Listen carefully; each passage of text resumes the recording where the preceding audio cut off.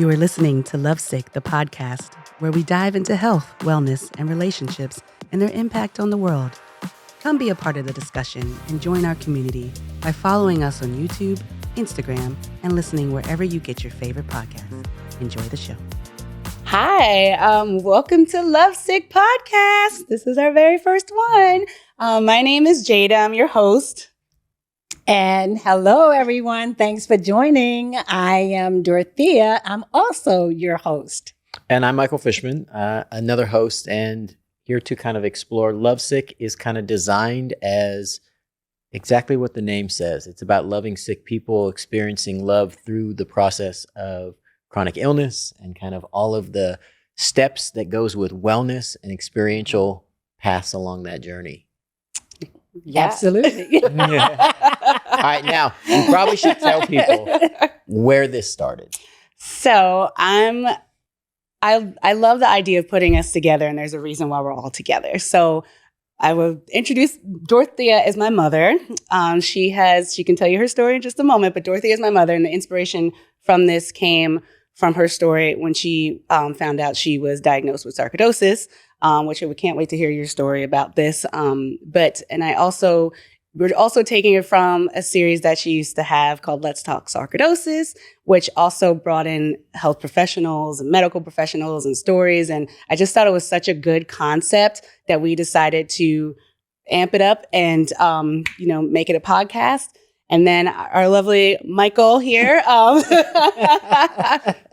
I guess they brought me because I'm the unexpected voice of a lot of different experiences, both medical and not. And then I would say the biggest part is we got together and we really wanted to share these deep conversations about health and wellness and that journey and what it looks like both from a practitioner and a medical side, but more importantly, from a personal side, right? Like that's the core of this, is really sharing people's personal stories, because we all started talking about some of our personal stories. And then we were like, wait, we should do this on the podcast and not like just let it out. So we're going to do some of that today.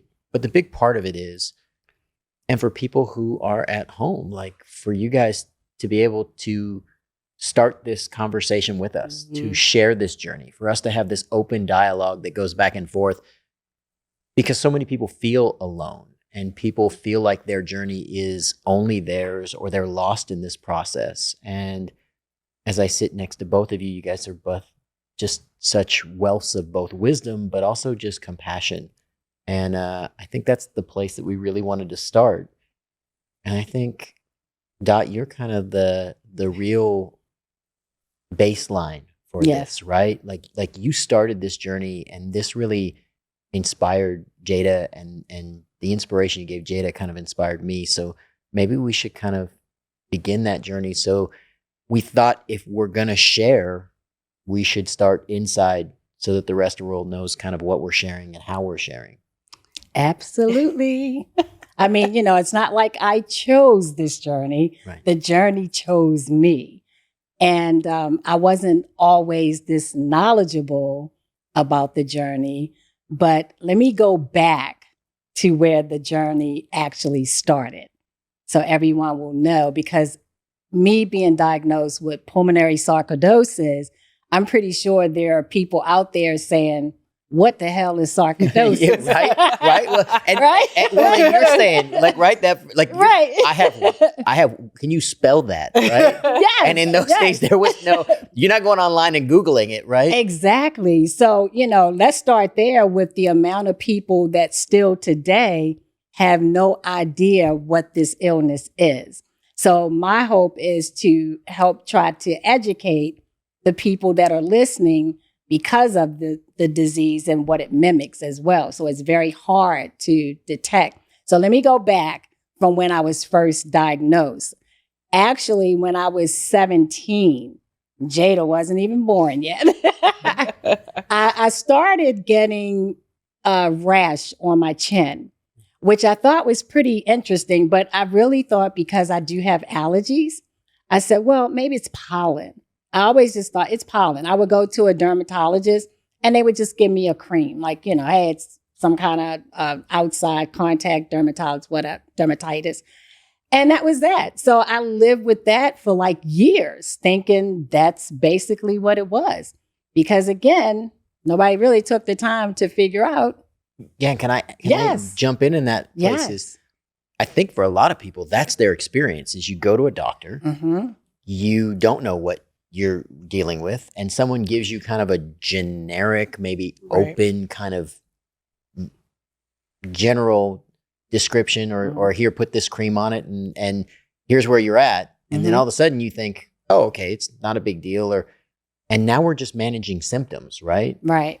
And what I think one of the missions for this is to help people see sometimes some of the symptoms you may be missing, Mhm. but also to understand, and no knock to the medical community, Mhm. because we're all huge fans of doctors and the medical community, but they're learning along with us. And it's a practice of medicine. And anybody who's honest will tell you Mm-hmm. they don't 100% know. So explain to us, like, what did that turn into and how did you start to get?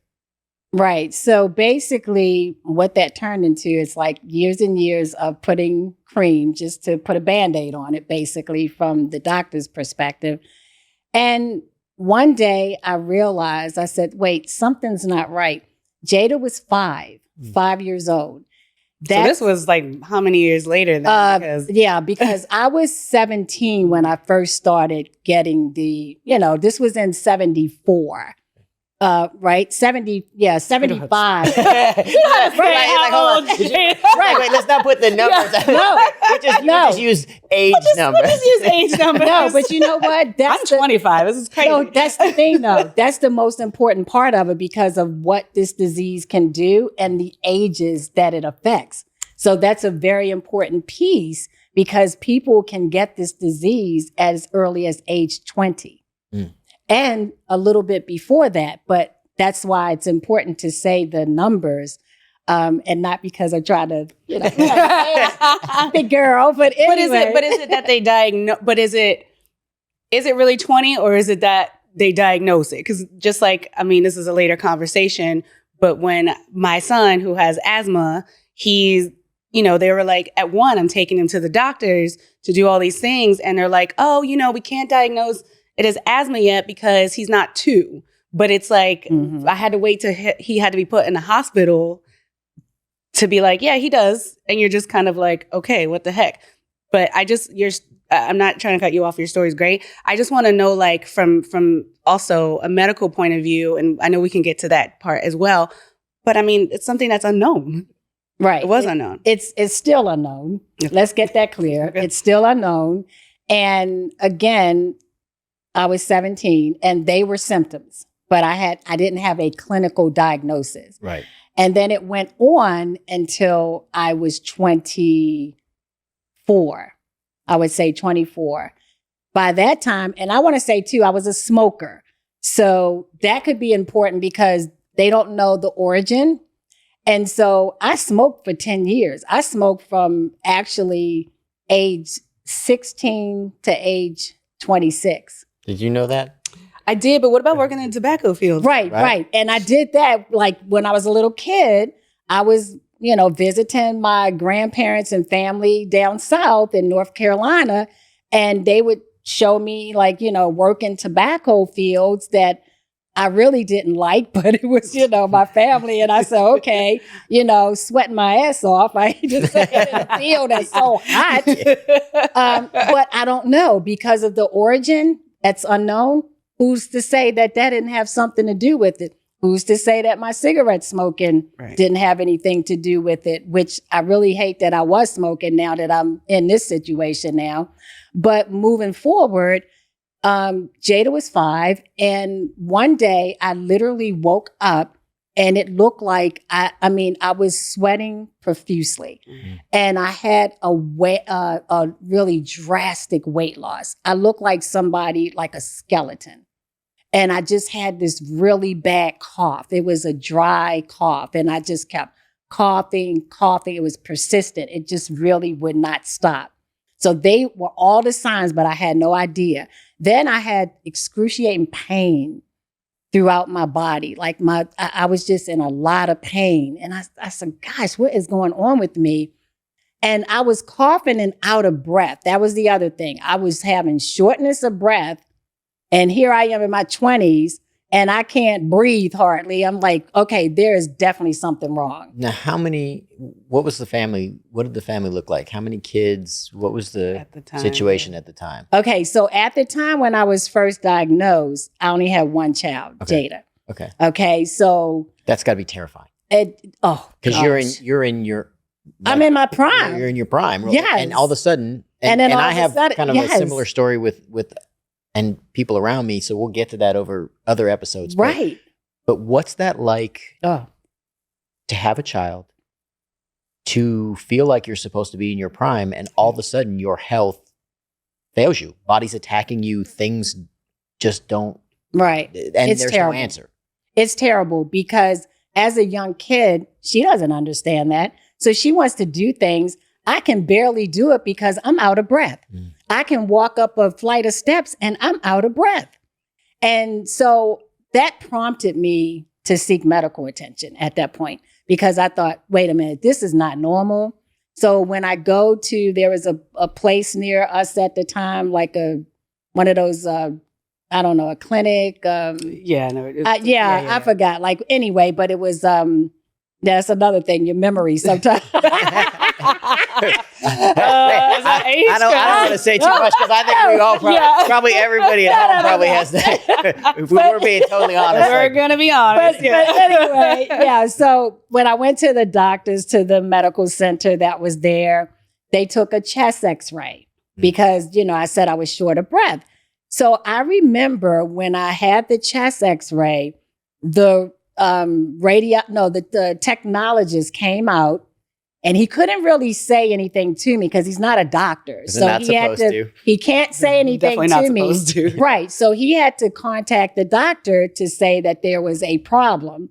And so my doctor had to call me. So let me tell you, I was about 10 minutes from where the medical center was at that time. And I'm living down the street. By the time I got in my place, the phone was ringing. Oh man, you're lucky. Yeah, the phone. Just, like that's lucky, but also, something's wrong. Oh yes. Right. So those are the longest 10 minutes. Anybody who's ever been sick can tell you. Like that's the longest.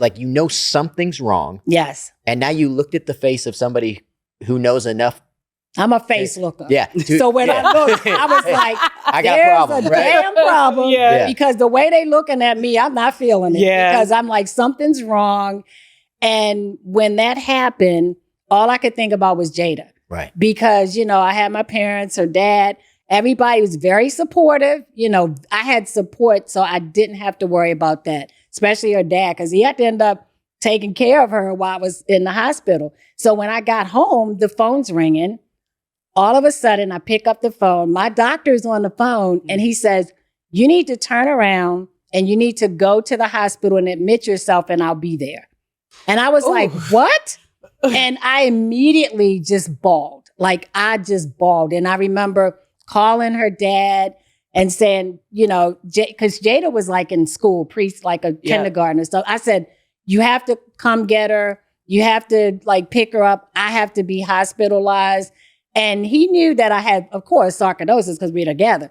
But I said, they want me to go to hospital. So I'm thinking the worst. That is the worst ride ever. It's the worst feeling. The worst. It felt like it was a day for me to get there. I felt like I was moving in slow motion. And everything runs through your mind. Everything. I was every dying. Everything. You're thinking about your kids. You're thinking about... Yes. Who am I going to leave them with? What's going to happen after? I was thinking about everything. And then on the way there, because she had no clue, and she really still didn't know. And the thing is, her dad, he brought her over to the hospital. Well, can I cut you at that moment? Because I remember being picked up from school. And I remember my dad picking me up. And I mean, we lived together. We all lived together. But I remember him picking me up specifically because I think, was I 5 or 6? Because I felt like I usually take a bus. Okay, well. I remember. Because I think I would usually what happened to me, I remember. So normally I would take a bus. Right. But the fact that he came to pick me up, I was like, okay. I can't remember how he broke it down to me, but I just remember him saying, we need to go to the hospital. And I'm like, okay. And he's like, your mom's in the hospital. And of course, when you're 5, Right. you can also be scared because you don't know what's wrong, but it's Well, and what is that like? I think for people at home, like people listening, people talk about that for a moment, if you would, for like, Yes. what was that experience like? And looking back now, like, how did that impact you? How did that kind of start to change things? Because you don't know. right. I would say at the very young age, I still didn't understand that she was like sick. I just knew what they told me or what I saw. And that was the hospital was the one memory I still have. But everything's going to be fine. Mhm. Everything's going to be fine. And I probably wouldn't tell my kindergartner, but and she's also learning what she has because she didn't know yet. So I think all you could say right now is everything's going to be fine because you don't want to be like, hi, I'm dying, child. Like, and that's like so scary. Well, and you don't know what to say. And I think anybody who's ever had a chronic illness or rare disease, all the people fighting cancer in this country and around the world, like so many of us have had these really uncomfortable conversations with our kids where whether you're the person going through it or the partner or the spouse, and you're looking at your kid and you want to give them some hope, but at the same time, and you can speak to this as being the kid, you want to give them hope, but that's a fine line between giving them hope and not preparing them for the truth, right? And it's a scary thing because as you start to really figure it out, it creates, there's going to be some chaos and some pain and some drama in this no matter what. This is one of the hardest things you can experience in life, which is why we're doing this and want to share these stories. We have to. And start these conversations and go deeper with them. But also like when you don't know as the kid, right? Or even as the mother, I didn't even know. She didn't know right away. Yeah, I didn't know what was wrong with me. Like being in that situation, they running all these tests, doing CAT scans, MRI, another chest x-ray. And just picture this. She's 5. My ex bringing her to, well, he wasn't ex now. I'm saying ex because of now. But he's bringing her to the hospital, which he was very good with her. So I wasn't worried about that part. I was so thankful, like, oh gosh, we have such That's a one thing at least that's oh my gosh. Just to have her dad to be able to make me comfortable where I don't have to be worried about her and what's going on with me. Well, can I take 1 second for all the people who hear this, right? Because for all the people who are going through it alone, what I'll tell you is there are people in your life. You're not totally alone because sometimes we feel all alone. But what I would say to you is you're not alone, but now I know you feel alone. And if you're one of those people going through it, because it's an impossible situation with a full family and with support structures, right? Exactly. But when you don't have that, like it's unfathomable in a lot of ways. And so in your guys' case, you were lucky because there was blessed. A structure. Yeah. I was blessed. And then I was in the hospital 5 days, just, so 5 days of test. On the 5th day, that's when I got prior to that, they told me, we think you have lymphoma, cancer. So imagine I'm thinking, oh my gosh, I'm dying. I have a little girl. I'm dying. Which is you already thought the worst. Right. So I thought which is the worst thing in your mind. Yeah. Yes. This is spending lots of time around the medical community and in hospitals in my life and then doing a lot of volunteer work. Also, it is the worst when you get the wrong diagnosis or the wrong predictor because you start diving head deep into the chaos of what that means and you don't even know enough yet. But it's the only, I'm going to say, quasi answer you have. And so you find yourself so deep into researching it. And now you're looking for symptoms, right? And sometimes you're feeling symptoms like, do I have that? Is this something? Right. Is this other thing part of that? So when they tell you you have lymphoma, right? Right. They said, we think you have lymphoma. And the reason that they said that is because I had a drastic weight loss. So they thought, well, maybe she has cancer because she has this drastic weight loss. But then they didn't know still. They were like, well, maybe you have lymphoma, maybe you have lupus. They didn't know. So when the pathologist, because they had to take a biopsy. So they took the biopsy in my neck and the glands, because let me just tell you, with sarcoidosis, it's an inflammatory illness that causes like non-cancerous granulomas that can attack any major organ of your body. Right. And for people, those are like masses. They're like they're like bumps and things, and the lumps of cells. They're going in. If you haven't had one, man, you're lucky, because they go in and they have to take a piece of this so they can study it in the lab, which means it's invasive. It means you're getting cut. It means you're terrified. It means a lot of things that kind of add up in a hurry. But these like nodules that they kind of grow, right? That's also terrifying. Yeah. And it's definitely terrifying because also when I went to the hospital, they were checking because literally my liver was like twice the size it should have been. My spleen was twice the size that it should have been. So I was basically like at death's door, really, because I went there and I was really sick and didn't know how sick I was. But once they found out, here's the thing that really struck me. The doctors came out as about 4 or 5. Imagine 4 or 5 doctors walking in your room. You're like, oh, hell, here we go. They come into the room and they say, well, Miss McGuire, the good news is you don't have lymphoma. And I'm like, okay, well, what do I have? Right. And there's 4 of you. One person didn't come to tell, right? Tell me You got 4 or 5 people. And then they said, but the bad news is you have something called pulmonary sarcoidosis, which affects like 90% of the lungs, like 90% of the organs is basically your lungs, and it affects any other organ, your skin, your spleen, everything, heart. And they said, but we don't know enough about it and we don't know how to treat it. So imagine people coming in. Now you're telling me I have this disease that's no cure. Yep. You don't know how you get it, but then you don't know how to treat it. And you've never heard of it. And I've never heard of it. I'm like, and what? I will tell you, I've been in the room as a partner in this scenario. Yes. And there is nothing more terrifying. You already faced all these things. You think you're dying. But then when the people that you're looking for expertise turn to you and go,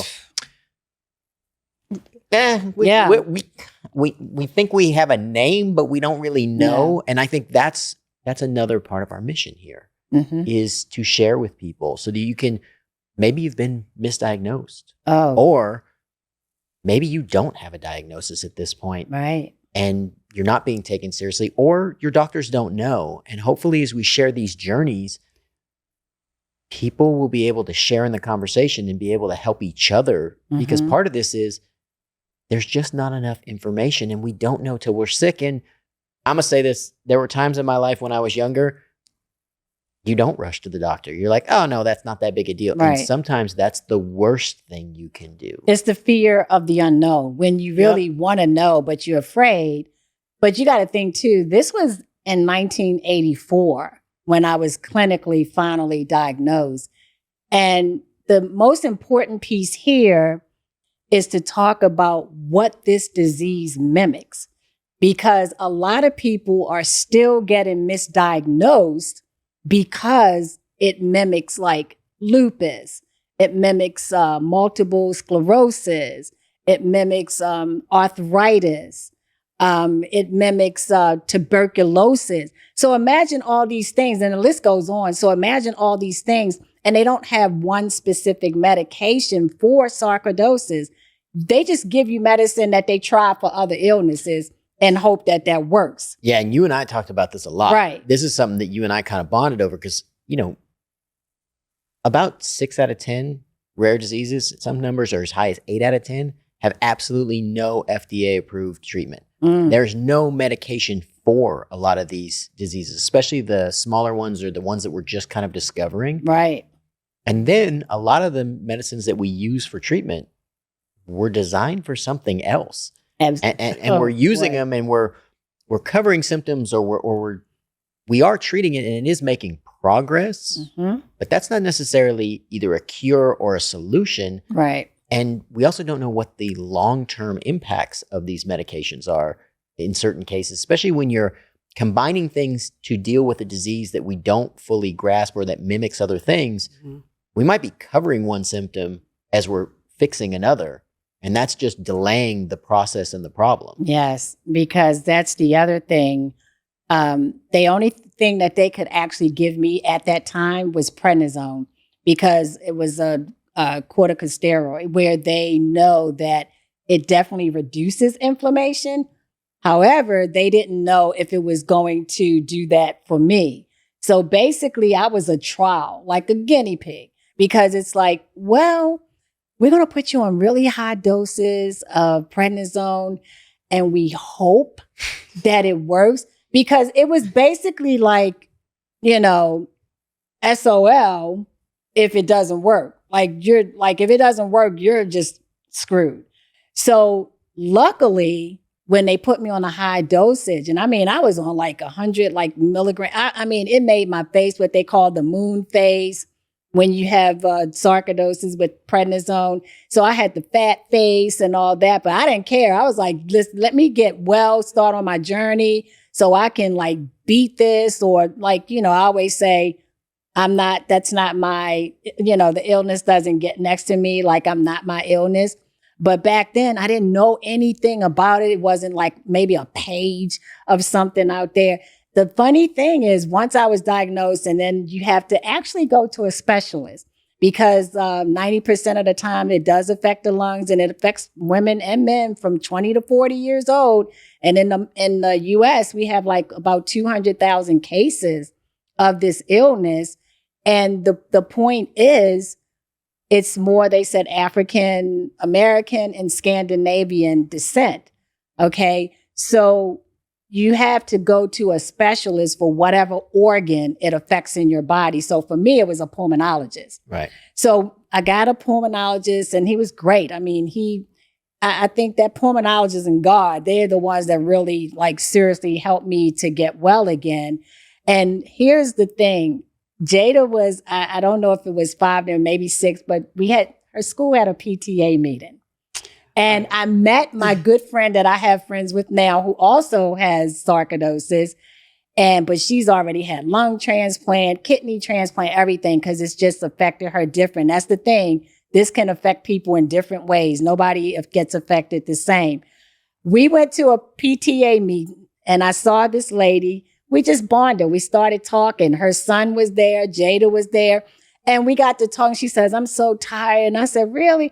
She says, I have this illness called sarcoidosis. Well, we screamed like we hit the lottery. Because I was like, oh my God. I'm not alone, right? Yes. I was like, oh my God. I said, me too. Yeah. And we bonded, and we still friends today. But anytime you feel like you hit the freaking lottery. Well, But that's a common ground right there. and that's part of why you wanted to start this, right? Yeah. Yes. So that people can have that moment in this community. We want to build a community of people who can kind of scream out to each other, hey, you're not alone. Oh my gosh. Hey, here's the thing that you're dealing with. I'm dealing with it too. Or have you tried this? Here's a medical treatment. Mm-hmm. Here's whether it be Western medicine, Eastern medicine, whether it be, alternative, holistic, we really want to. But did they even know? Because it's something that They didn't. is a mystery illness, Yes. right? So Yes. it's very interesting just to be like, how would you know if you Right. need Western medicine or Eastern medicine or whatever? Because it's like, all right. And what are they? And what are they? What are They Exactly. actually called it the mystery disease because they didn't know. But having her as a friend, we had such a support system, and it felt so good. I was like, oh my goodness, I have somebody I can talk to, because people don't understand it. I can't tell you how many times people say to me, you don't look sick. Well, what the heck does sick look like? Because they would say to me, you don't look sick. What do you have? But tell my body that inside, when sometimes I don't feel like getting up, or sometimes I'm doing things, I'm like, I don't feel like doing that today. And let me just say this. People need to ask questions. And that's why I wanted to become an advocate. Because when I got pregnant with my second daughter, no one told me that I could have complications having sarcoidosis and being pregnant, because they didn't know. Right. So I found out the hard way. When I was pregnant with my daughter, 7 months, my left lung collapsed. And I had to be rushed to the hospital because my lung collapsed and they thought I wasn't getting oxygen. They didn't think she was getting oxygen, but she's like the miracle babe because, right now she's an RN. So that was one of the reasons that she wanted to be an RN because she knew what I was going through. But that was not fun. And where I lived at the time in Howard County, the hospital did not have a baby ward, a GYN section. My doctor would have to come out there. If I couldn't go that 9th month, they would have to take me somewhere else, fly me somewhere else, and then, or have him come out and prep to deliver her right there. Luckily, she was fine. I was fine. I didn't lose not one thing of oxygen. She didn't lose oxygen, and that was fine. So that was like a moment for me, like, why didn't somebody tell me, to consult with the doctors and talk about these issues, about what it could do to me? I found out the hard way. And then forward, like 20 years later, how that happened, my lung collapsed again, but the other side. So I've had my challenges with this because they call it pneumothorax. I've had my challenges and may not look like it, but I battled a lot because being in a hospital, I know you remember me having it in 87 when I was pregnant with Casey, and then also 20 years later. And the time that it collapsed the second time, Casey was home because she was still with me. She was home about to go out. I knew something was wrong. Something didn't feel right, but I didn't want to scare her because to know her, she's very, Mommy, are you okay? Is everything okay, Mom? And I'm like, oh, I'm fine, but I wouldn't tell her. Yeah. Because she wouldn't go if I told her. And I said, oh, just go. I'll be fine. And the moment she left, I said, I got to get out of here. Something's wrong. And sure enough, I went to the hospital. They said, you have a pneumothorax. And I thought, oh my gosh. So I've been in and out of the hospital. I'm still on prednisone, believe it or not. Still fighting. And yes. Prednisone's interesting. It can be bad too. It can be bad for people. Yeah. And it's a great drug in certain sense. And like you said, it's made a huge impact for you. Mm-hmm. But there are things that go with it. And we don't really have data on long-term usage over extended periods. And then also, like, luckily you went. Because a lot of people don't take themselves in, right? Mm-hmm. And at least you did. Jada, for you, when you listen to all this, I know you've lived it, right? But what is it like for you? Like, what is it that you wish people kind of understood of this journey, kind of from the outside? And I mean, to be on the outside, but to be her daughter, right, is I will say early on it was very scary, but the more that she managed, she was able to manage it, because you have met some people who have not managed their and succumb to it. Yeah. And, or have had other, organs and parts like break down. And it's very sad. And that's what I was going to say to you about like your lifestyle choices and changes that you've made. Have you here on this couch right now? No, you're right. Because if I didn't advocate for myself and always listen to what they didn't know, I probably wouldn't be here sitting on this sofa. But because I did, and then I made sure that I changed my lifestyle, because that's very important when you are challenged with an illness. I made sure that, I did walks and whatever exercise and what I was putting inside my body as far as food, those things, and definitely trying to avoid things that create inflammation, because I already have it. Right. So I don't need to be eating something that's going to cause even more inflammation. So it's just those things. And, there's also a lot of celebrities that have made their illness publicly known. Which didn't used to be the case. But now they're talking about it. And it's important because conversations like this is part of the reason we wanted to do this, is because we want people to feel safe. Yes. We want people to learn to be their own advocates. Ironically, of the three of us, you're probably the most active. And I'm crazy active. Like your diligence for like a healthy lifestyle it really is the thing that's kept you here. And, Yes. and in experiencing this and having these conversations as we got ready to do Lovesick, like that's so important, because if we can give that gift to other people, if we can help people find things that help you feel better, that help you feel 1% better, because 1% leads to 2%, right? And that's part of it. And as family members, right? To share these journeys, to have these deep conversations, to give resources to people. But advocacy is a huge thing. Are you willing to ask the tough questions? Because there are a lot of people, somebody comes in a white coat into the room and like I said before, nothing but love and respect to doctors, because they do miraculous work. Right. And I volunteer in a hospital and I spend time around sick people all the time. But you got to ask them tough questions. And you can't be afraid to ask. Yeah. You just can't. Like, there a lot of people afraid of I will say it, the white coat. You know, they are. And it's not saying that they're not great doctors, because we have some phenomenal doctors out here. And in my journey, let me tell you, I've had some great physicians. And the thing about it is being empathetic. That's another thing. Yeah. To also want to help you and see you, you know, thrive through this journey, because you have some that's not so empathetic, don't have the bedside manner. Yeah. But I was fortunate enough to have all of that. And then not to mention the support. Support is so important in any illness that you have, because I've had people come to me. That's another reason why we discussed doing something like this. I've had people come to me and say, my husband left me, my partner left me because I was sick, or having trouble finding love. Couldn't find love because I'm sick. Or they would say things like, you know, I would get diagnosed and then they're like, they just decide they want a divorce.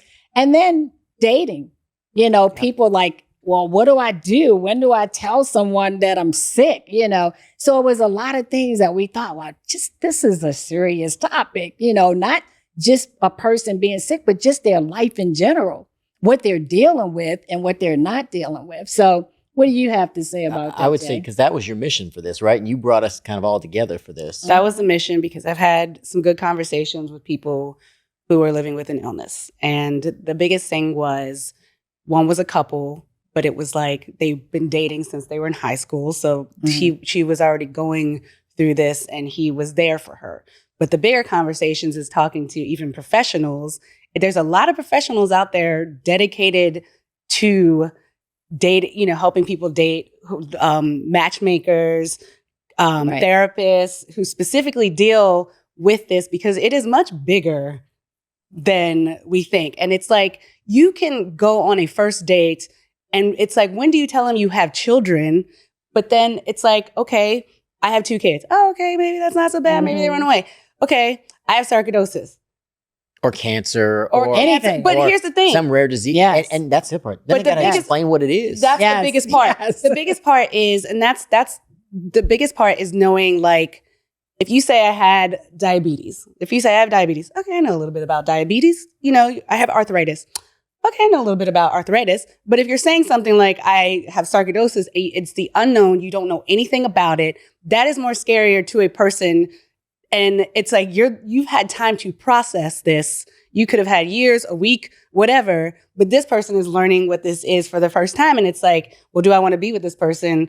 Are they going to be there? Right. Are they going to be there? Am I there? Am I going to be there? Yeah. Am I up to the challenge? Right. And it's that's why this is here, because that is also a big discussion to also have. I wanted to say, she did an amazing job putting together support groups at a hospital. Yes. Because thank you, Dora. Of course, because I sat in for a couple of them, and she invited not just the people going through stuff, but their family members, the spouses, caregivers. Yeah, because they also wanted to learn about this disease, and I thought it was a really good thing that you did, because I just think it's like, even just us sitting here, it's like we can all learn something from each other. And if my spouse says, you know, I just got diagnosed with something and I'm sitting in a support group, then I'm learning something about it. Right. Because a lot of times, oftentimes, you also can hear something or know something about your disease, but it's not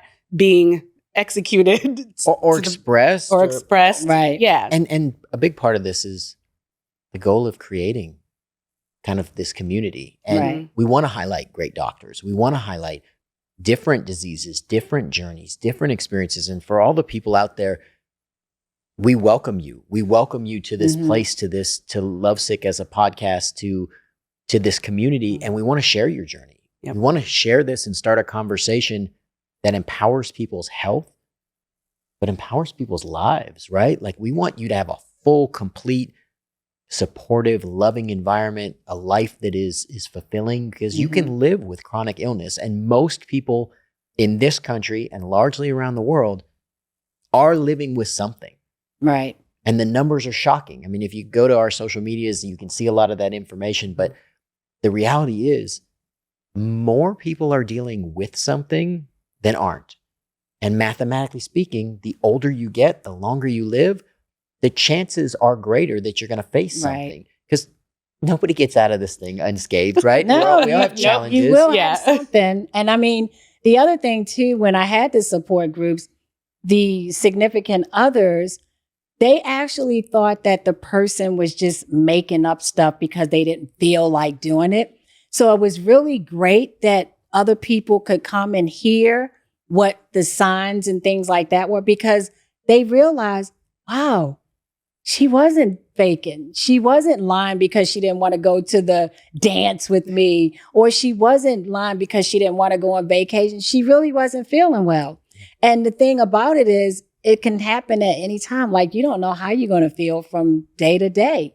But what I want people to know, I don't want people to be like scared, like, oh my gosh, I have shortness of breath. Oh, wait a minute. You know, I lost some weight. You don't want people to be afraid. But what I do want people to understand is be an advocate about sarcoidosis specifically, because you will put that on the top of mind of your medical professionals, which is most of the time not.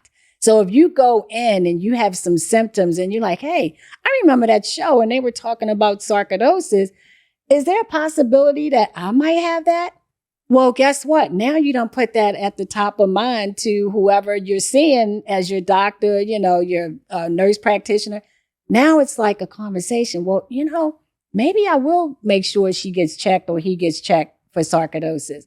Yep. That's a good thing. Because that it mimics so many other things, it's hard to diagnose. Very hard to diagnose. Yeah, and there's this community effect, right? I think we all have so much more in common. I mean, this is something the three of us talk about all the time. It's like, we have so much more in common than we do apart, right? Most people want a lot of the same things, but we don't always have the community or the situation or the knowledge base to empower that part of it. And I think that's a big part of this too, is at Lovesick, our goal is to help give you that community, help you find each other, help you find knowledge, help you experience this for not just yourself, but for your loved ones. So you can be compassionate, right? So you can be empathetic, because there's two places that empathy, I think, are huge when it comes to being sick. The first one is, it'd be nice if the practitioners and the medical people, and sometimes it's hard because sometimes they got a million cases and I don't know what else they're running from this room into the next room, and there is such a thing as caregiver fatigue. But that's also true for a partner, right? But if you're the sick person, you need some empathy, some compassion. And that also feeds your ability to give back to your partner. Yes. And that makes a healthier relationship. Healthier relationships make healthier families. Healthier families make healthier communities. And when we start talking about, you know, what do we want Lovesick to be? We want to be a community of like-minded, caring, loving, empathetic people. Yes. Who are willing to have the conversation. You didn't want to share a sarcoidosis story with the world, but you're willing to share your journey so people can be empowered. You didn't choose this. No, it chose me. Yeah. but you chose how you deal with it, right? Right. You chose to be a warrior. I chose how to deal with it because when I look at my family, that's what I live for. Like, that's what keeps me going. And I'm pretty sure it's the same for other people, because you have to think every day, what keeps me going? Well, her, my other daughter, my grandkids. That's the thing that keeps me going, because when you have something to live for, you're going to try your damnedest to get right every single day, because you have a reason to live. Not that I don't have my own life too, because I do, but when you have a really good family in place, you want to be there. You really want to be there for. I'm praying to God I can be a 100 plus, and being able to still move around and sing karaoke. Karaoke. We may end up putting a clip somewhere. It's going to be you guys doing karaoke. We're going to spare the whole world.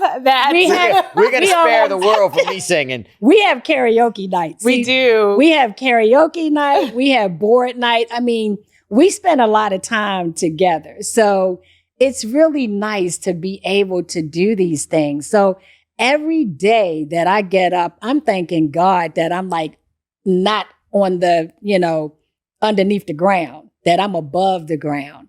I thank God every day. And, I just want to continue to make sure that other people, they have the same opportunity. You got to love yourself. Your body. I don't care where you go. Your body. You live with this body 24/7. So a physician could say, well, no, this doesn't happen. Oh, because, hey, I know what's wrong with me. I know something's not right. I don't need somebody to tell me something's not right. Well, and sometimes people give away their power in that dynamic. Right. And one of the things is you are the expert on your body. And bodies there's similarities, but they're all a little different. And our bodies change over time.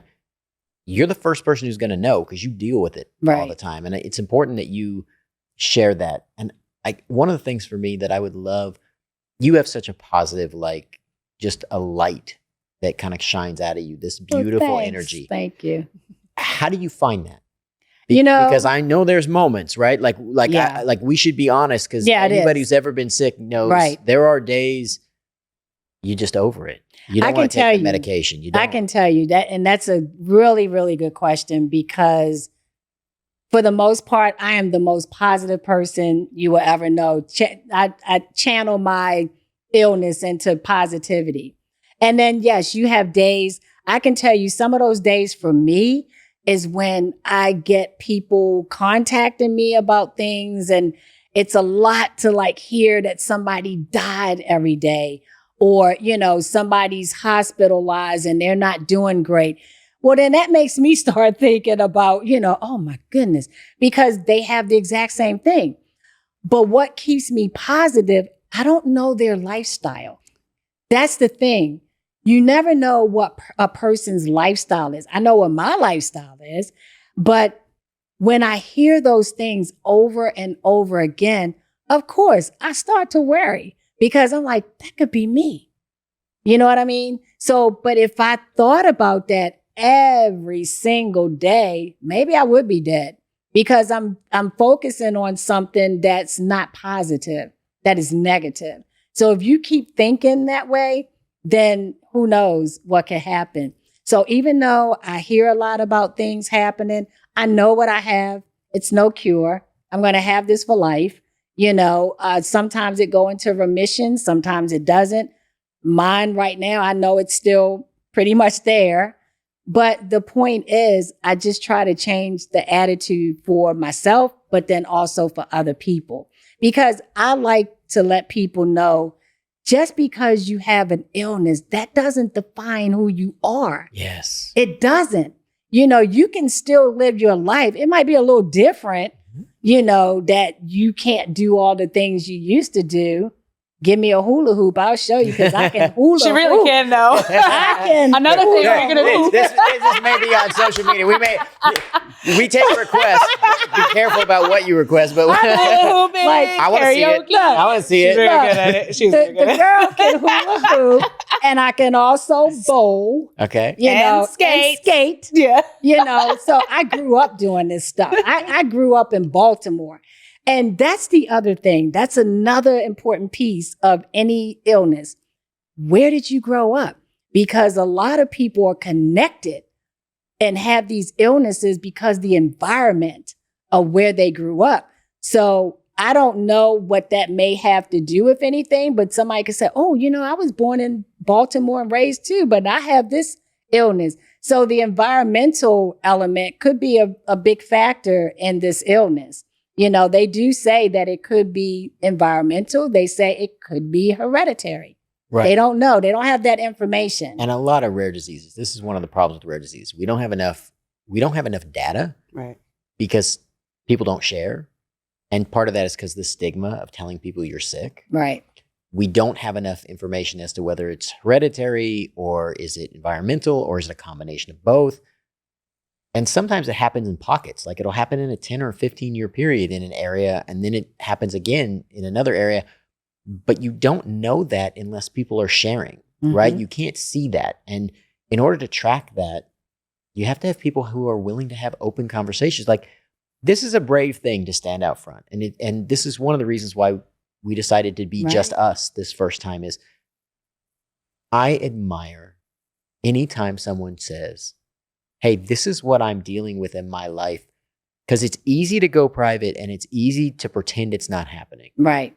Which I did initially. And it's normal. Which I did That initially. is very normal, though. Yes, But- I didn't want anyone to know. No, and it's a process, right? Mhm. And I'm not telling anybody they have to share, right? Right. You come to it and you should share, again, with empathy and when it's authentic to you. But I would tell you, you're not alone. And sharing may empower somebody else on their journey. And it could save you, it could save them. But also, I think there's this thing of, if we talk about our humanity, if we talk about our vitality, if we're honest about the fact that most people are living with something, it also is inspiring from the standpoint of like, okay, you're dealing with this, I'm dealing with that. How do we empower each other? And I don't have to feel like I'm alone in this, or I don't have to feel like I'm failing or my body's failing, right? Because that's part of it too, is on a sick day, on a bad day, those are the days where you're like, everything's fighting you. My body's fighting me. Like, and we know, even from a mental health standpoint, people have days where they feel like their mind's fighting them, even if you are healthy, right? This is part of this journey, is loving each other, through sickness, loving sick people, loving even yourself through your sickness, being in love and accepting that people are going to go on this journey. This is all part of what we plan on kind of sharing and building here. And can I tell you something? Like, if people didn't know me from like growing up with me and didn't know that I had the illness, they wouldn't know that I had this illness. They really wouldn't. But because I share it is how they know. And if they grew up with me, they know. But because I share the fact that I want to help save a life, if it means somebody just getting a quicker diagnosis, which could save their life, because I didn't have that. I didn't have somebody to say, hey, look for this, look for that. And then you could possibly share, that information to help save a life, especially knowing that it can just mimic all these other illnesses. You want to get diagnosed, because this particular illness, you don't want to be wasting a lot of time and not being properly diagnosed, because there have been people, again, that succumbed to the illness. But for me, I tried to like stay active. I really try to stay active. I mean, I like dancing too. But then sometimes I got to realize, girl, you got sarcoidosis. You ain't going to do all that dancing and not get out of breath. But sometimes I'll be at her house and I'll be like dancing, like, oh, okay. Then I have to stop. Like, oh, that's enough. Okay, your turn now. I know my limitations. Well, and you know your body. I certainly and you're do. kind of educating us, and it's a beautiful gift, right? Right. Because you're going to give people knowledge. You drop pearls of wisdom, sometimes I don't even think you realize how big some of them are. And for Jada, for you, what's the beautiful goal of this? Like what's it like to live with knowing your mom's fighting, but also knowing your mom's thriving, right? Like, that's a beautiful gift. No, it's amazing. And honestly, there was a time when I was scared when I was younger, and I was like, I would just love to have grandkids someday and have her Right. meet them, and vice versa. And now she's like Right. an awesome grandma to 3. Thank you. I call them my boo-boo kitties. I love my boo-boo kitties. Like, they are the world to me. Yeah. And they just, keep me going. And, it's good to be that grandparent, because I had a fantastic grandparent, and grandparents, and they were in my life. So I know the importance of having grandparents in your life, even though, yes, you have great parents. Jada's a great parent. They're good. She really is. She's a really good mom. Let me tell you, she's a great mom. Those kids are always, I'm proud of her because she is a great mother. So I'm very proud. I tell her that all the time. Like, I will tell my kids, like, you're a great mom, you're beautiful, you this. I've been telling them that ever since they were little kids. Because they're going to grow up like, hey, my mom told me she loved me. My mom told me I was the best. My mom told me not to do this. I wanted to instill that into them so they could be powerful women as they are today, And the other thing about that is, it's like, if you just keep going and doing things, what you can do, know what you can't, you just rest. You get your rest. And then sometimes I'm like, ooh, I don't feel like doing that today. I'll say it, It's we need to normalize that anyway. I know. If I don't feel like doing anything, Learn that word, no. Into the O. and learn how to deliver it well. Like, right? Like, learn the word no. Like, I'm not afraid of saying no. Like, if I know, because first of all, sarcoidosis and stress do not go well together. So I have definitely cut off people that have caused me unnecessary stress. I cut them off because they're not going to kill me. They're not going to be the death of me. So I will, I cut people off. I mean, yeah, I'm with you on that one. Right. And you don't have to be sick. No. You don't have to be sick. And but that's a mental health thing too. And that's the thing. This isn't just for sick people. No, or this is who for loves anybody sick people. that wants anybody and everybody. Like, we're going to cover all kinds of We're topics. normalizing everything. Yes. Well, and maybe we should touch on that for a second, because, like, we're a group of people who kind of live to the fullest in a lot of ways. We don't waste a lot of days. Some of it is, obviously, you have lived with a chronic illness. 39 years. I mean, that's like 9. Yeah, like it deserves like being celebrated. 39 years. I'm telling you, and yes, that's huge, right? Yes, it is really. And Jada does, like, for me, I have this joke all the time because people always ask me, and, like, I've lived a public life basically my whole life. I literally tell people I have like 18,000 days left. I'm not wasting any of them. I keep track of, like, but for me, that's like, it's just a mindset, right? And some of that I'm going to share here is, like, for me, it's about empowering other people and investing in people, like building community and connecting and realizing my time's short, right? Like, every time you think you have time, you don't. And like, I would tell parents, we'll get into my story at another time, but, like, you think you have more time with your kids. And I tell people, like you said to your kids, all the wonderful things you gave them, all the affirmations. I'm not going to miss a day. Right. I'm not going to take a day for granted. Oh, no. I'm not going to forget to tell people I work with, people anybody I spend time with, you're going to know who you are and where we stand. And I'm going to tell you if I love you. I'm going to tell you how I feel about you. I'm going to tell you how much I respect you. And she's always going to say, I love you more. So now he's got to top me. and my grandkids, they'll be like, I love you infinity. Yeah. And I'm like, I love you infinity and beyond. And we just go back and forth and back and forth. But you have to tell, there's so many kids out there that don't even get I love you. They don't get that from parents or whoever is the guardians. It doesn't have to be the parents. And people, you will be surprised how far that goes in life. Even telling your friends. Though. Anybody. Yes, your friends. Because they need to hear it too. Yeah. People are hurting. Yeah. And this is not just, when we talk about sick, like, our society is kind of about sick people. Right? Sick is universal. Right. Is the economy, everything. Health, mental health, jobs, the economy, everything. The communities. Like, we're kind of at a time period where people need to come together. And we want to shed light on that. We want people, we're not doctors. We're not saying that we're going to cure everything or that we're not claiming to be anything like that. But what we are claiming is that you're going to get some information. You're going to get some love. You're going to feel safe. You come here on the couch with us. We're going to let you share your journey. Our empathy, our authenticity, our truth. Everything. Like you're going to get that the whole way. And, right. And we're probably going to talk about or say things that even we didn't intend to at the beginning. Mm-hmm. Right. Yeah. Now your mission, right? Listen. I don't know if I should be in a room. I don't want to get in trouble. Like I don't want to get side-eyed for anything, right? She give me the finger. I'm like, it's your turn. Oh my gosh. Yeah. But it's like you can have like so many different age groups. And that's what I like about it. Because we're coming from it from all types of ages. And, you know, we love the fact, Michael, that you're on the journey with us because it's for men too. Like men, sometimes they're not feeling heard. Not to say that they may not have support or whatever the case may be, but sometimes men don't want to talk about specific issues around women.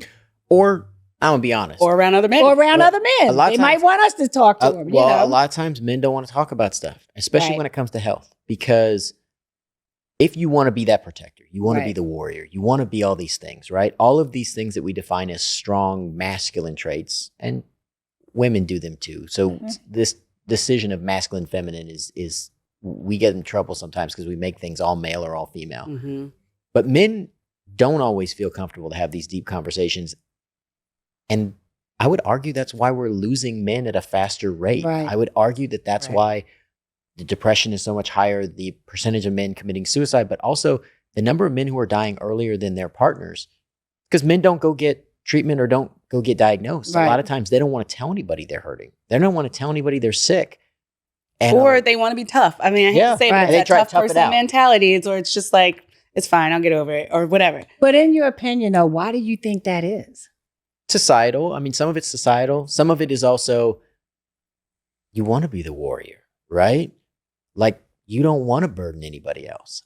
I remember there are times in my life, right? Like, and it's one of the reasons why I said to you, it's so brave. And Jada and I have talked about this is there are times where I was struggling.